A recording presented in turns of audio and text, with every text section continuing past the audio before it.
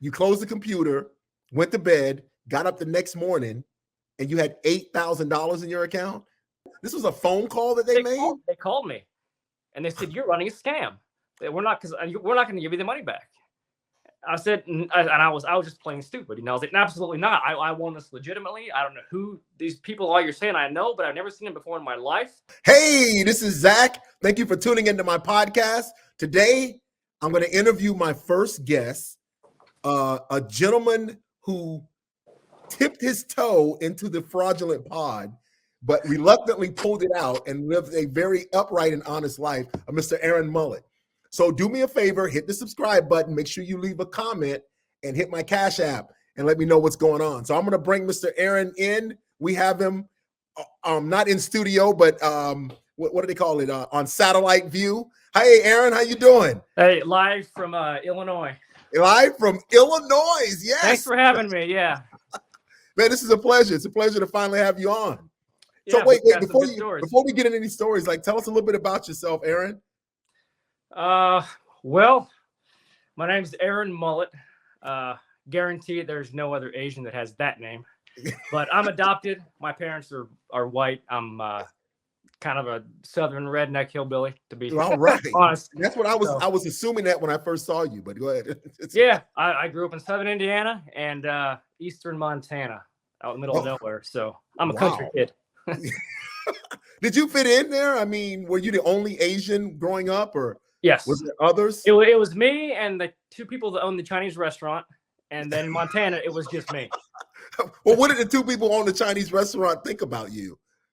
I don't know. They ever thought I was a foreign exchange student in high school. So, well, and growing up, I mean, were you accepted? Did you hang around a specific type of crowd, or? Yeah, I was. I mean, I didn't really know I was different until I got to college and I realized, oh, there are other people who look like me around here. Right. Because all my friends were white. I grew up in an all-white community. I mean, there were a few, jack-offs that are like, go back to your own country or something like that. But for the most part, and my sister's adopted too. She's also Asian, but she's even more whitewashed than me.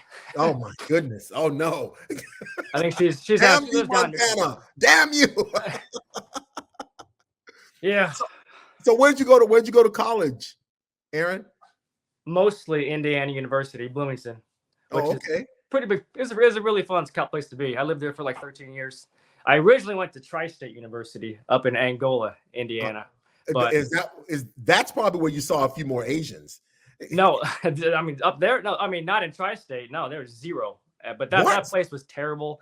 It was I got a tennis scholarship, so I just went up there for the sake of doing that. But there was like, I think the guy to girl ratio was like 8-1, and there was no parties and there was no women, and like I was college, there was a bunch of nerds. So I just left. I went to Indiana University in Bloomington, and that was a blast.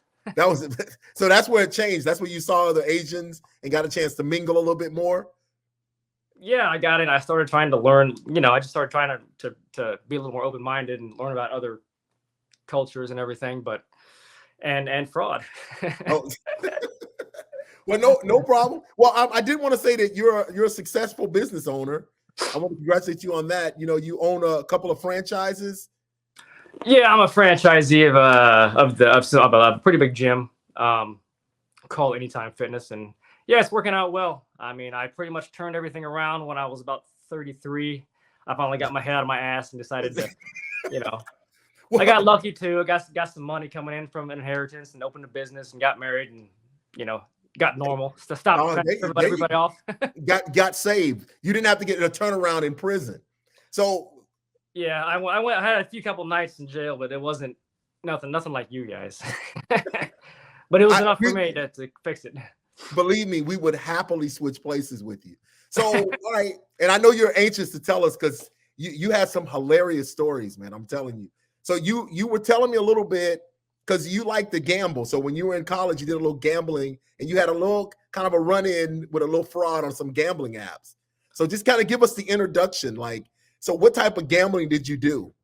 Well, I mean, I played poker for a living for like 10 years. Not to be conceited, but I mean, I was pretty good at it. But I ended up giving it up and just quit because, it wasn't the lifestyle I wanted. But Right. But that's how I got into the fraud thing, because when you're in that lifestyle, everybody goes broke sometimes, and but my first time was I think I was at my girlfriend's house, and just got done having a good time, and she passed out, and any gambling addict can tell you the first thing you do is jump on your computer. And this was during the poker boom from like 2004 to 2009, when everybody was playing.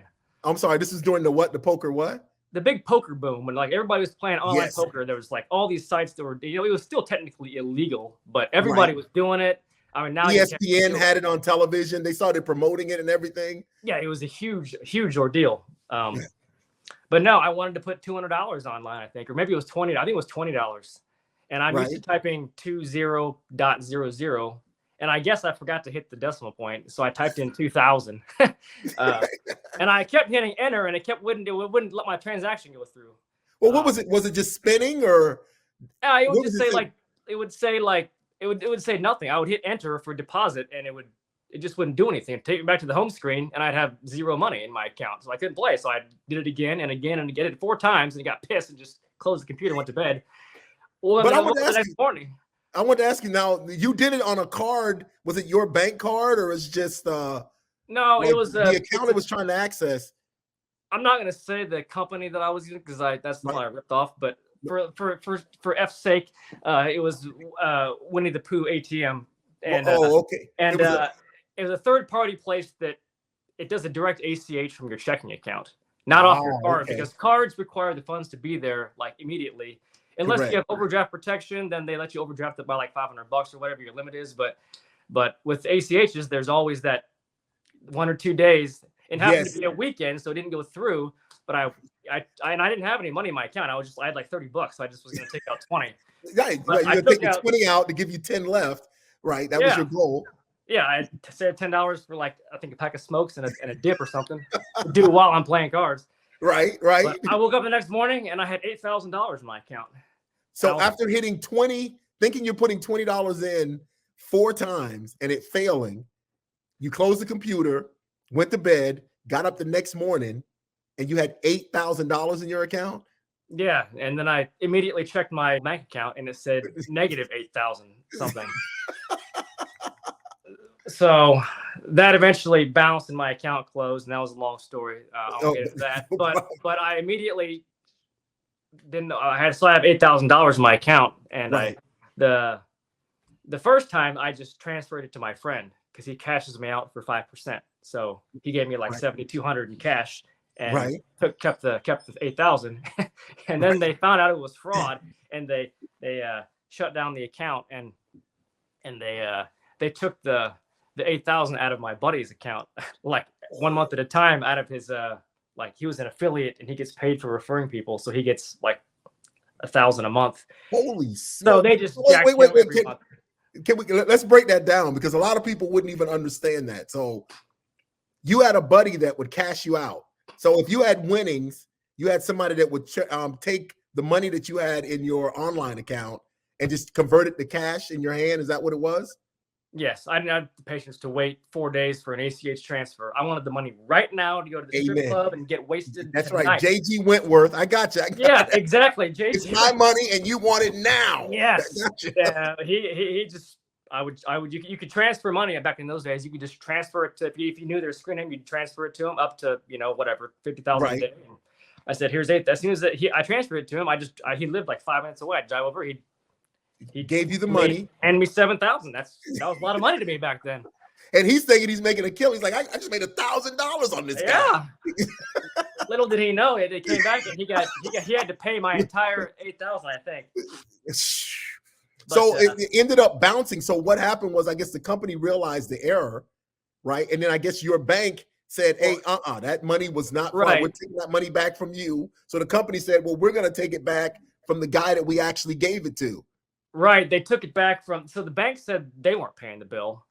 And the third party Winnie the Pooh ATM company said they weren't footing the bill. Right. And they were trying to take it out of my account, but mine was empty. But they realized I had transferred it to this guy who was my affiliate ship person, because I had signed up under his referral. So he got like 10% of all my rake back stuff. So they must be working together. So we got to get it from somebody. So they just took it from him, I guess. They snatched what it I from heard. him. I mean it. So let me ask you this: what did you do with your newfound? Do you remember what you did with that money? Anything specific, or you just celebrated like, "Hey, I got $7,000 for nothing"? I don't even remember what I did. I think I went straight to the strip club. Of course, and naturally, yay. I think I paid all my bills. Just like I remember when you said you got that check. Yes. Like Yes, all your bills are paid for like the next 2 months. I paid everything. I'm in the green, no more red. That's right. That's right. That windfall, you're kind of like, hey, I don't want to owe people. You know what I'm saying? The first thing you do when you come across men like that is like, I want to not owe people. I want to walk around and know what that feels like for a few minutes. I had a full tank of gas for the first time in like 6 years. Because usually I put $7 in to get to the next place I'm going at a time. That's right. So you were living it up for a few days. Yeah, but it gave me the idea. I was like, man, I could do this again. So I just started to mass produce it, and I did it on a bunch of different. I couldn't do it on this site anymore because they had already shut me down. Of course. I was doing it on a different site, but I would, instead of just doing me, I had all my friends make accounts, and I gave them $100 to put in their checking accounts, and then you have to build up a relationship and have a successful deposit before they'll basically float you the money. So I give them 100, open the account, and then I deposit 50 and wait 7 days till that clears. And then you can deposit 2,000 4 times in a row. Oh my God. And 8,000, 8,000, 8,000. But I got tired of paying my buddy the 5%, and he wouldn't do it anymore because he was like, "Fuck that! I'm not paying I'm not getting jacked again for this. Whatever you're doing." Yeah. Like, I don't know where this 25,000 came from, Aaron, but I know you didn't get it legitimate. There's no way. That's right. You're back. So you're back ending him. You would definitely had to get that. That's not a buddy anymore. Once you start, we're still friends to this day. It's a long backstory to that one. I said that's the risk. That's what you pay for the 5%. That's the risk you take. It's not my problem anymore. But you're the middleman with a drug deal. If you get shot on the way, you still have to deliver. You're the responsible for your product. Like you get cut, so that's what you're. Right. Anyway, after that, what happened is he wouldn't cash me out, so I had to. I had it in my Winnie the Pooh ATM account, and the only way to get that out was to order a web ATM card in the mail, which they sent me. Right. And go to an ATM, and they charge you like a $5 fee every time to take out cash. Right. But I was unlike you and Matt, I guess. I didn't get complacent. I got like overly uncomplacent, and I got nervous. I took three different buses there, and it was the middle of summer. I had on ski goggles, snow pants, a winter jacket, gloves, sunglasses, a scarf. You couldn't see any of me. Right. And I took 3 different buses, got off like probably 7 blocks away, walked down 11th Street in ski pants and a winter jacket when it's 90 degrees outside. Wow. Walked in the ATM machine. It was in this little box. I walked in, got $500, took the trip back, went every day you can only get $500 a day. I went every day. So every day you made that trip? Yep. And between the bus stop and my apartment was a Dick's Sporting Goods. So I would go there and I would buy a different winter coat every time in cash. Oh my goodness. And then I would return it the next day to get my money back. I'd leave the tags, just leave the tags on the next day. The same, how many times you buy at the same store would sell and refund you a jacket every day? I mean, I wouldn't do it like every day, but I would I would have like 19 jackets, and I'd kind of alternate them every other day. And then but there's a 30-day return policy, so I'd make sure and keep the receipts and return it before the 39 days was up, and get a different color or a different. I had all my golf hats, and I had goggles, and I bought those $2 aviator sunglasses from the mall. Like, man, I was not gonna get caught. But hey, very smart though, very smart, because you didn't, right? You didn't. I didn't. I never got caught. Not for that. No, I went to jail when but it wasn't for that. That was for stupid stuff. But no, for the fraud stuff, I never. No, I mean, I don't know what happened. They eventually shut down. I don't know. I don't want to say it's because of me, but. Well, I mean, you actually told a couple of people, right? So there's a possibility it could have been because you tell one friend, of course, that one friend might have told like 5 or 6 friends, you know what I'm saying? That kind of stuff. It could have been, but I just found I just found like international students there that really didn't have a clue about American banking. Oh, And I said, oh, I will give you $200. All you have to do is go into this bank, make an account, and when I tell you to, go back and close it. Because what you have to do is you have to put there's a glitch in the system. It still works today. I just did it a few years ago. If my goodness, when Aaron. you try to deposit, like for example, there's the sportsbook scam you can still do that. Right. If you have a good history, you can deposit directly from your checking account as opposed to from your card, and it will check and see if you have the money in there. So if you want to deposit $5,000 and bet it on the Seahawks tomorrow, what you do is you go deposit $5,000 cash, whatever, before you want to do it, and then do the ACH deposit at like noon, and then if your bet wins, then you leave the cash in and you're a winner. Yeah, you let it go through. You go take the $5,000 out and close your account before the end of the business day, and then it bounces. Ooh. It's like a free roll bet on $5,000 on every account, and and then. So that's like it's like betting for free. It's betting on the house money. Is that what you're saying? Yeah. If you lose, then you just close the account. If you win, you made $5,000. You won. Oh my goodness. I now need to write that down. We're going to talk more about that off air. No, I'm just kidding. No, the funniest part about that is that then my account goes to collections. So I have to find a new person, like my friend, or a new site. But the best part about that story is that I owed him $5,000. I went to collections, but I forgot that I had a season-long futures bet from like 7 months ago that like Michigan State would make it to the Final Four or something like that to pay like $7,000. I'd forgotten about it, and I guess it won because I logged into my account like 7 months later and I had like $7,000 in there. Oh my God! I was like, "There's no way they're going to give that to me because I'm in collections." Right. But I hit cash out and they cashed it out. They sent me a check in the mail. Oh my God, man! So you had won about $15,000 or something like that. Yeah, and I called him and I said, "Well, I said, hypothetically speaking, if a deposit doesn't clear, can I still cash out?" And the lady was on the customer service line and said, "Yeah, because once it goes to collections, that's a totally separate entity.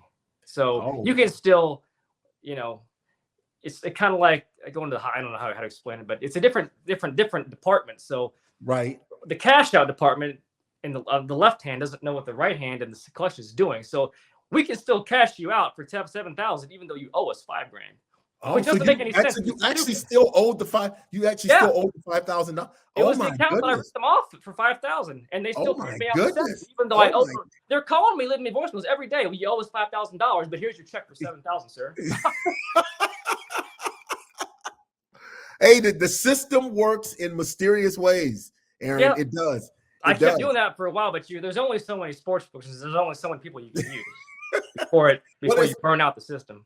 Listen, the Supreme Court kind of made it legal, so there's probably more and more developing every day. So yeah, they make so much money anyways. And after I got married, I went straight. I said I'm not going to do any more crime once I get married. and you just have flashbacks of all that stuff. I want to let everyone know that Aaron is one of the biggest fans of mine and Matt's podcast, man. And any fans out there, if you have good stories like his, we would love to have you on. Now, you were telling me about another hustle that you had tried. Which one was that? There's just so many. Well, that was I kind of combined them. That was the other poker site that the one you just told me about? No, this is a different one. This is probably the funniest one. They got me. Let's go. They actually caught me, and they got me good. I tipped my hat. So I did a similar scam. I had like 4 friends and I had 4 laptops in my house as 4 different people. Okay. And I managed to. All right. Now that's a good stage to set.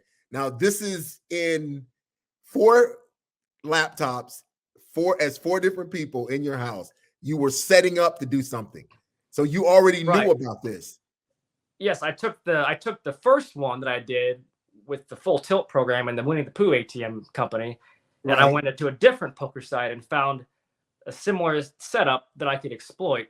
Right. But I didn't want to, I couldn't use the same cash out method. So I found friends that I could use again, but you have to like send in your ID or whatever, and or your information to sign up and stuff.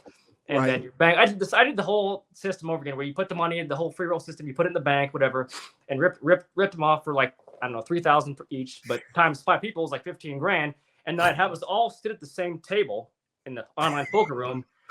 But my account's legit. I'm a real person. I'm legit. And I've been playing for years. So I would have you have 3 illegit accounts set up next around you. Yeah, like 3 or 4 or 5, and I have them all lose the money to me. So they lose the money, and their accounts go minus the next day. But you can't charge a minus account, and my account's plus 15,000, so I just cashed it out. So I just made 15 grand. Oh my goodness! But so tell me about the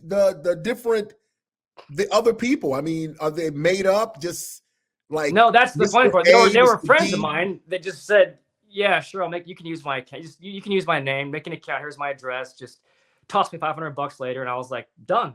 And, but they ended up, I didn't get all the money out of it because after the first one, they froze the funds and said that the 15. I got like 5. I can only cash out 5 at a time. So I took 5 and there was still 10 in there. And they kept calling and emailing me saying that it was fraud, that they accused me of chip dumping, which means you're losing on purpose to somebody else. And I made it look good. I'm a pretty good poker player, so I made it like legitimate. Like he didn't just lose. Right. It was like up and down and but they were like, look, man, over the course of 48 hours, these 4 guys that all in the same IP address just lost all their money to you, and you suddenly want to cash out? Like, come on. And I said, well, they're just people. What do you mean? Game over. You're like, game over. I mean, I'm tired. I won. I want out of here. Yeah. You know what I'm saying? That seems legitimate. And they said, well, but you know these are your friends. You know these people. You're running a scam, Aaron. I said, absolutely not. I don't know. They were like, so you don't know Josh? Oh, I shouldn't say his name. Well, whatever. They called me. So whatever. They said, so you don't know Josh? This was a phone call that they made? They called me, and they said, you're running a scam. We're not going to give you the money back. I said, and I was just playing stupid. I was like, absolutely not. I won this legitimately. I don't know who these people are you're saying I know, but I've never seen them before in my life. Right. So you don't know Josh? I said, no, I don't know. Who the fuck is that? And right. And I was like, I was just screaming at him. I was like, you guys can't. I'm going to sue you. You can't do this to me. This is my money. And they were like, finally she said, and they weren't allowed to tell me their process for finding out about collusion. Which they were not allowed to reveal our process to you. But she said, I'm so tired of your fucking attitude and your shit. I'm just going to tell you. Oh, you went off on them. Yeah. She said, she texted me a picture of my Facebook account that had a picture of me and Josh Facebook friends in Florida together, like doing years. She's like, so you don't know Josh? Like, you guys were just in Florida last week partying it up. And I was like, that must be a different Josh. Like, we have your ID. He's not the only one in the world. I know. They were like, well, if you can find me another Josh Mitchell, Indiana, this tiny podunk town, and another Asian kid named Aaron Millet that looks just like you, we'll give you the money back. But these are all your friends. You're not getting the money. And the worst part was the money was already spent. I already borrowed like 20 grand from my sister in anticipation of getting the money. And I spent it, and I owed her like 20 grand, and I didn't have it. Which led me to the next part of my, the next scam. But okay. But no, they got me good. They said, you guys are Facebook friends? Check your phone. They sent me a picture of me and Josh holding a beer or something like that. Oh my God. And I just said, well played, and hung up the phone. I was like, hey, they have a great security department. Like in my hustle, I tip my hat to all companies with good security. Some of them have great security, some of them have good, some of them have bad, and some of them have none. That company had a good security department, so they were on top of it. Yeah, but now that I think about it, I mean, are they allowed to? I mean, how legitimate is that? I mean, just because you're friends on Facebook doesn't mean that you're cheating. Well, if I understand, first of all, I want to understand the other people actually had no money in their account. So you actually won air. So when you won, they were on ACH withdrawals that were going to end up being negative, correct? Right. They all took out like $3,000 ACH on a Friday at like 4:55 p.m. Right. And then we took the cash out of the bank. So they had zero in their account and closed the account, but it bounced on Monday But over the weekend, I got the money in cash. You got all the money. So yeah, all right. So I want to understand that. So she wasn't even aware that that money was going to bounce back, and she was all over you. She was more concerned, like her skill came with knowing that you were cashing out. Right. Like, she didn't even know that I got the money fraudulently, I don't think. She didn't know that it was going to be negative. She didn't know there was no money in the account. She just knew you were losing. They were losing on purpose. It was like a money laundering. She's like, accuse me of money laundering through chip dumping. Like, yes, you know, like you can't just go in and lose, deposit money and lose to this. It's like a way to avoid like tax evasion or money laundering, or you can't do that. Yeah, she's kind of right, but but I mean, but what got me is like I played poker with my friends all the time in the same room, and we lost to each other all the time, and did anything. So why is this any different? But she's like, well, she said we have algorithms that red flag you. Like the fact that you just won like 15 times your normal amount in 45 minutes doesn't really make a lot of sense. And you're all friends. Quick bets. That's all it is. Quick bets. Yeah, that's it. So, but you're right. I never thought about that because people do play each other around a table. So and it could be online. So I mean, you're right. It should have been normal, but I guess they have algorithms that recognize chip dumping, as you say. So she could tell that you were losing on purpose or you were risking hands that weren't, you know what I'm saying, worth anything. Somehow they knew that and they got red flagged on that. But like I told you, that's a good security system. Yeah, it's when you get out of a certain number of standard deviations and a certain algorithm that puts you outside of the norm. It doesn't mean you're doing anything wrong, but it red flags it for analysis. And once they see that you're all from the same city and you're the same IP address, because I was stupid and had 4 laptops in the same internet server, which is probably the next. This is before VPNs, I take it, so no problem. Yeah. So I mean, Understood. You didn't think of everything. That's what you're saying. Yeah, that one I just didn't think about. I guess that in essence I was too complacent. It worked so well on accident the first time. I just thought, why not? I thought the banks were gonna be out the money. I thought the banks would be the ones that were pissed off. Like the beauty of pissing off banks is they'll just be out the money and they hit you for collections.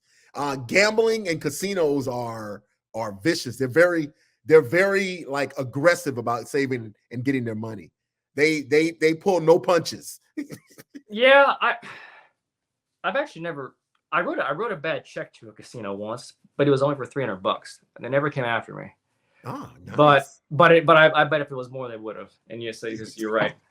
They probably just banned you for life, or if you went. But did you ever go back in there? No.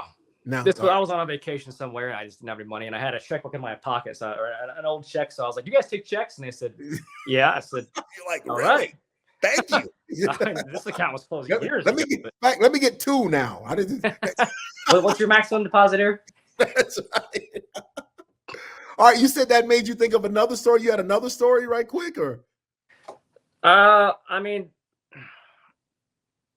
the majority of that's pretty much the basis of all my scammetry. It was all based on the lag of the ACH withdrawals, and ones that actually checked to verify the money was in there. As long as you put the cash in there and took it out, like within like an hour, you could deposit and then go take it out, and the bank would not see the ACH withdrawal that day. So you have to do it at noon and then go get it out before 5 p.m. because it will show up the next morning at 8 a.m. You have like the rest of the day to do. You can't ever do it at like 9 p.m. It won't work. You have to do it like during banking hours, and it's just I did it. I found a bunch of different ways at a bunch of different places and a bunch of different methods to do it, but they were all pretty much the same. I was gonna tell you this reminds me of like one of the scams that I was doing, which was when I would get checks, and like I would open accounts and I would deposit the checks, and the bank would put out I would deposit the check. The bank said the money will be available the next day, right? And what'll happen is the next morning when I checked on the money, the money would be available, but there'd be a hold on it, right? And so I'm like, that's not going to work. But what happened? Something in my mind clicked where I told myself, I'm like, in order for them to put a hold on the money, they actually have to make it available and then put the hold. So they have to release the funds and then put the hold. So I asked myself if there was a lag time between that. Right. So what happened was, this was me and my girl. We stayed up one night because we deposited a $4,000 check. And you just kept logging in over and over and over to see when it was available. Yeah, we kept calling it in. And at one point, the money would be available. So we found out that the money is actually available for about 2.5 hours. Really? So from about 2 or 3 in the morning, the money would be available. Then about 4 or 5, the hold would go on. So what we discovered is you can use an ATM machine and go to a post office and buy postal money orders with an ATM. So what we did at 2 in the morning, listen, there are 24-hour post offices in most major cities at the airport. So we would get up so we would call, and like I remember many of days of laying in bed, like I'd fall asleep and my girl would call, or she'd be asleep and I'd call. But every hour an alarm would go off and we'd get up and we'd call and we go, hey, the money's available, get up. Yeah, so we'd get up and we'd drive to the post office and we would draw, like we'd deposit like a $4,000 check, we would draw $3,500 in postal money orders and then get $500 in cash. Right. And then the next morning, the account was negative because they tried to put a hold on it and the money's already gone. So I did not know that. Same situation. Because I just deposited, whenever I deposit big checks, there's always that 7 to 14-day hold depending on what it is. But I didn't know that there was that. I'm gonna check next time. Yes, because what happens is, in order to put a hold on funds, they have to put the funds and then the hold. Right. Like the funds and the hold cannot go on together because it's actually, this comes from working in a bank, it's actually 2 different departments. Right.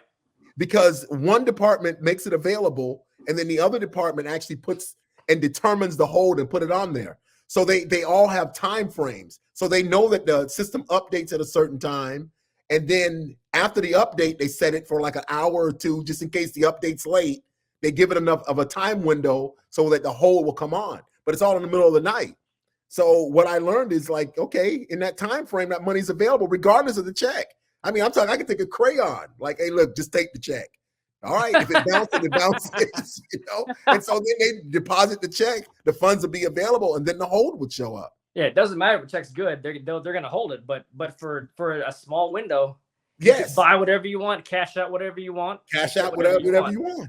And that is actually, like you said, it's kind of the same way with the gambling sites. That is still a true fact today. I mean, I haven't stayed up in the middle of the night watching checks, but I happen to know that's the only way they can do it.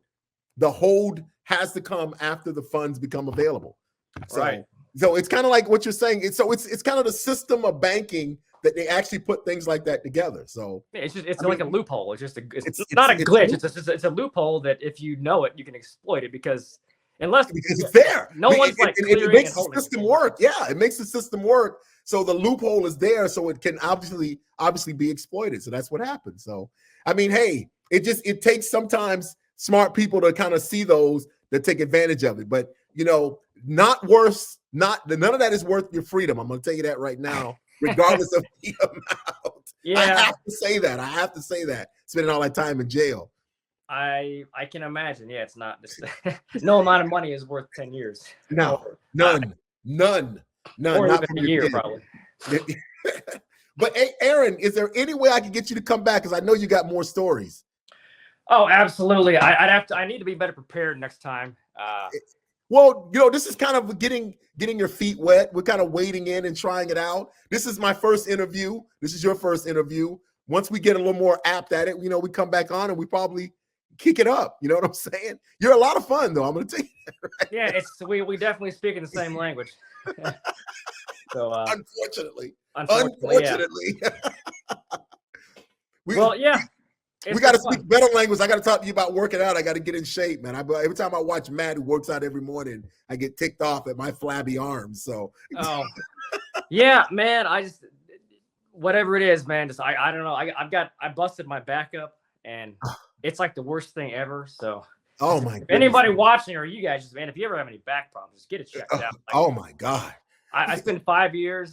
I used to be like Mr. Fitness, and I haven't done anything active for like 6 years. I've had like 4 surgeries and 15 injections. And what happened to your back? What happened?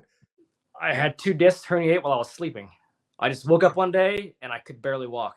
And oh my God, my surgeon was just like, "You got to get surgery, man. Like, it pinches your side. Were you sleeping in a bad position, or your back just said, hey, we're tired of the bullshit. We're out of here. I probably had bad genetics and bad discs that they've been bulging in and out here and there. And then one day they just pop all the way out. It's like your tooth, you have a cavity, then it turns to a root canal. The one day you have to just get a tooth replacement. Yes. Unfortunately, you can't get a spine replacement. Unfortunately, not yet though. Not yet. They might be coming. Maybe one day. But yeah. Well, I'm gonna have to brainstorm some more stories. It's been so long. No problem. But no, the one with I'll never forget walking down 11th Street to go to that ATM with the snow pants on.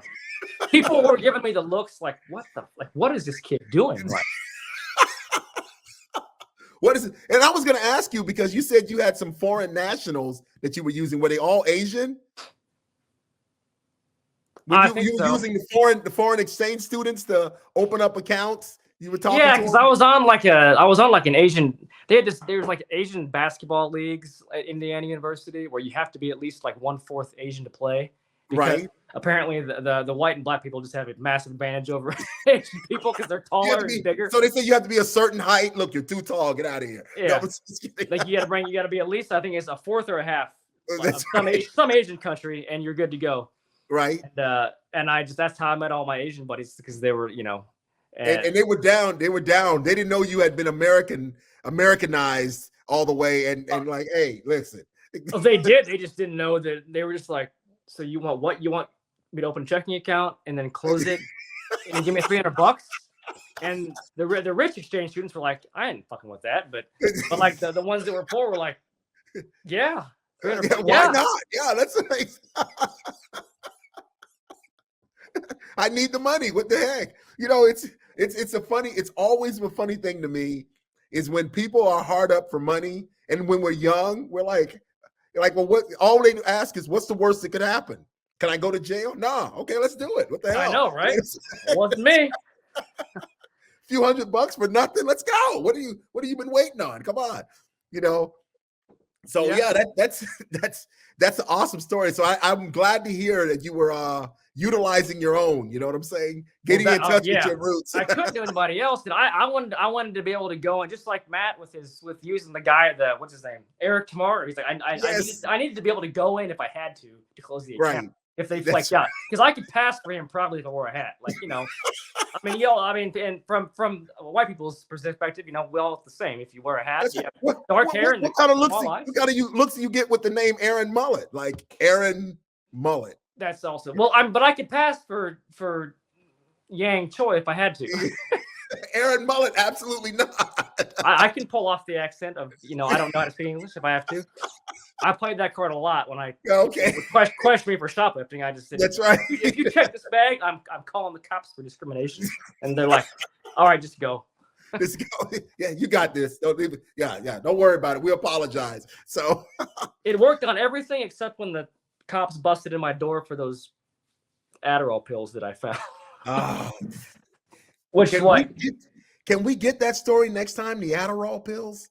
Oh yeah, I'll definitely get into that next time. It wasn't my fault, but I mean it was, but it wasn't all the way. I opened my mailbox one day because I had a prescription for Adderall in college, like a long time ago, and then I quit taking it because I didn't like the way it made me feel. So I quit for like 3 years, and then one day I went to my mailbox, and the mailman had messed up and put somebody else's package in my mailbox, and it was a huge bottle of like 200 Adderalls, and I was like, huh. And I was like, and then I just took it and I was like, whatever, And then at the library, I heard some kid say, man, I'd pay $100 for an Adderall right now. And I was like, you're like, how about really? Yeah, how about 2? So I went online to the Indiana University website and just posted. I said Adderall for sale, Ace finals. And which had to be the dumbest thing ever because it's monitored by the college officials. Yes. And yeah.